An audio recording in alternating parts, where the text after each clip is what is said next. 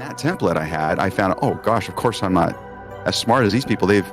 But yet my thing fits what they're saying. And I was so excited because I wanted to be proven wrong, because you imposter syndrome, right? Yeah. By Benjamin, that's what I had sometimes. Anyway, but it was really exciting, kind of a aha moment for me at the end, like Archimedes in the bathtub. And I came up with these two characters too. There's a robot and a wizard because creativity at the beginning looks different for some people. I'm kind of more the wizard, where I'm going to come with my big set of books and spells and, mysticism and dream the idea up, where the other person's like a scientist, where literally they have to create a process to start their creativity. But both are creative, and the brain, as you get along the way, it works the same way. And so what I wanted to do is write something to help people like me who are only 20% of the population, the divergent thinkers, be able to deconstruct what we do for the rest of the world, but also tell those people, here's what you're missing if you're not learning that part in your brain. So the bridge, here's the thing. It's all about the bridge.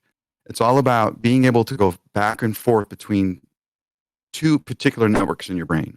And that ability to shift between those two quickly takes practice. And some people are, just like some people are taller, it's easier for them to do that.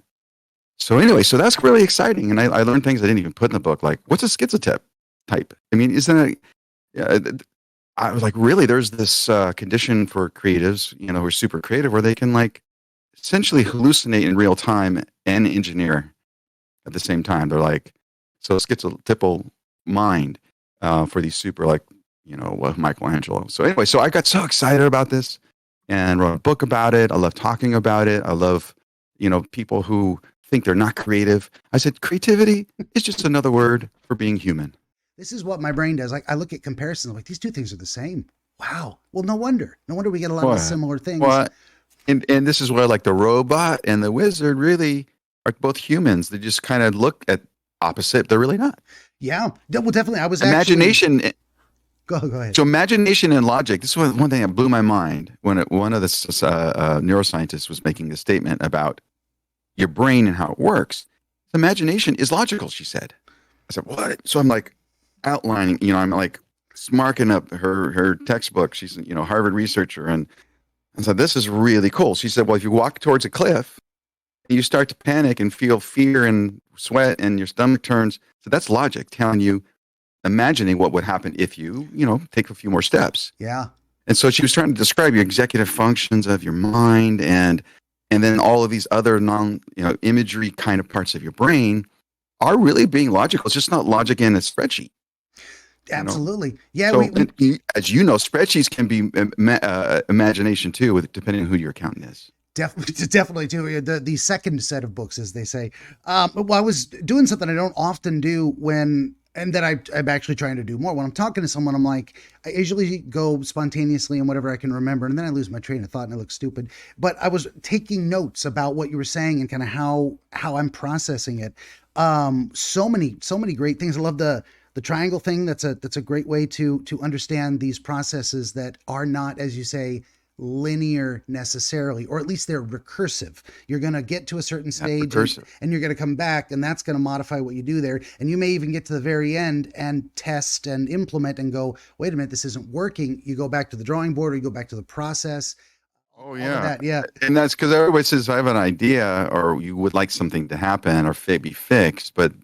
And there's a whole like underground process on that that dream phase that was fascinating to me. It's how you're colliding with different things, and then how it comes, incubation, preparation, incubation, and then illumination are the official academic words for that process. That then ideation, all of a sudden, you think it comes from nowhere. But like as a musician, had I not learned these scales, had I not listened to this music, had I not seen that concert, my brain would not have that in there, my reservoir. Yeah. And the inspiration that comes in and makes it go, boom, oh, cool idea. Yeah. And this is a great connection between, okay, so wow, I want to say so many things all at once. This is talk about inspiration. Oh, that's cool. Well, we've got the robot and the wizard, and it kind of describes different methods of getting to the same result. And I think a lot of us have a yin yang balance of those both within us, one heavier than the other at different times, one heavier, larger than the other in general, baseline, like biologically or personality wise. We're going to rely on one more than the other because it works better for us. the idea of there's intuitive things where you get an idea and you feel it. This is right. Mm. Now that is insufficient because intuitions can be wrong. Fair enough. So you go to kind of logic and say, okay, let me see if I can figure out why this seems to be correct or prove it wrong, and I can tell the difference. And then you've got the more logical thing of like, let me determine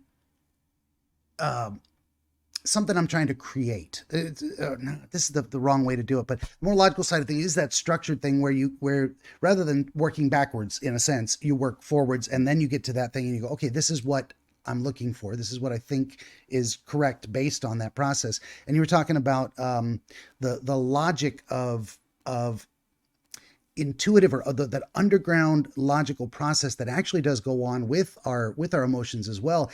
It's connecting the dots between, if I continue moving forward, I will suffer injury. So your body, with the cliff analogy, says, wait a minute, I see danger, cause and effect, therefore intense emotion to move us away from the danger. I've said so many times, anxiety, worry, fear, pain, these are all your friends. They are meant to be unpleasant, to keep you alive, and it's evolutionary. We can't really get away from that. And then there's the where it goes out of proportion to the danger in the environment. You get anxiety for no reason. You feel bodily pain with no injury.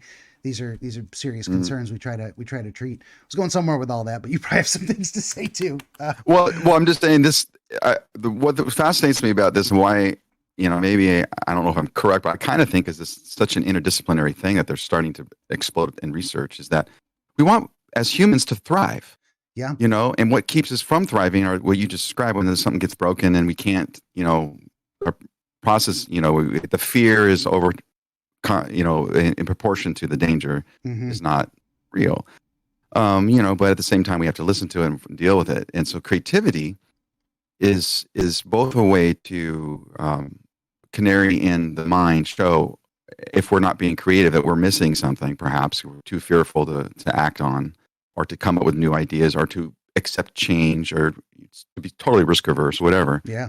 And then the other side of it is, creativity can actually help heal us, because it will help us frame, like you described, a process. Well, I can test this idea out. And so if I apply logic to this fear, then I can actually overcome it.